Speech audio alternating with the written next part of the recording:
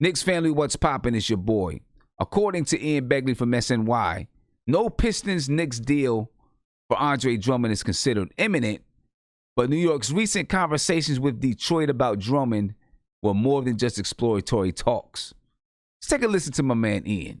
Latest on the trade front here with the Knicks is that New York did indeed touch base with Detroit about a potential Andre Drummond trade. Now, things can and do change quickly here in trade season because we're so close to the deadline, but I was told that the Knicks' recent talks with Detroit were indeed more serious than just an exploratory nature, so this is something to keep an eye on, and there's several elements here when you talk about the Knicks and Drummond to unpack. For one, Drummond is a potential free agent. He has a player option for next season, and ESPN has reported that Detroit expects him to opt out of that contract. So the Knicks could be looking at this trade as a way to maybe get off salary on their books, maybe a Julius Randle or a Dennis Smith Jr., and that would free up money for them in 2020.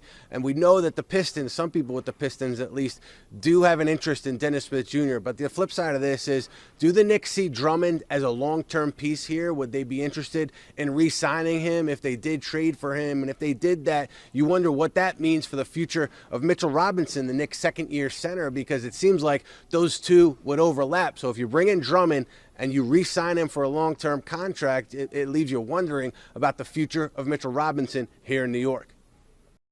Now, other reports say that the talks went nowhere. The Pistons want 1 or 2 first-round draft picks and expiring contracts that match Andre Drummond's salary. The Knicks would be crazy to do it, in my opinion. But what do I think about Andre Drummond being on the Knicks? Well, you know what? I'm not as opposed to it as most people are. Let me start by saying this. I believe and want Mitchell Robinson to be a legitimate starting center for the New York Knicks, but I believe he's a couple years away. So in the meantime, I think that Andre Drummond and Mitchell Robinson can make a devastating 1-2 punch.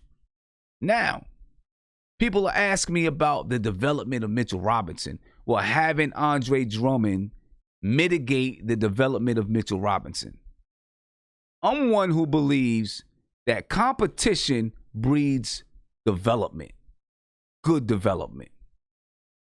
Having Andre Drummond and Mitchell Robinson banging each other around can only help Mitchell Robinson's development, in my opinion. But remember, I want Mitchell Robinson to be the starting center for the New York Knicks. I believe he fits the fast-paced, up-tempo style that's played in today's game. So everything hinges upon Andre Drummond's contract, or what his next contract would be.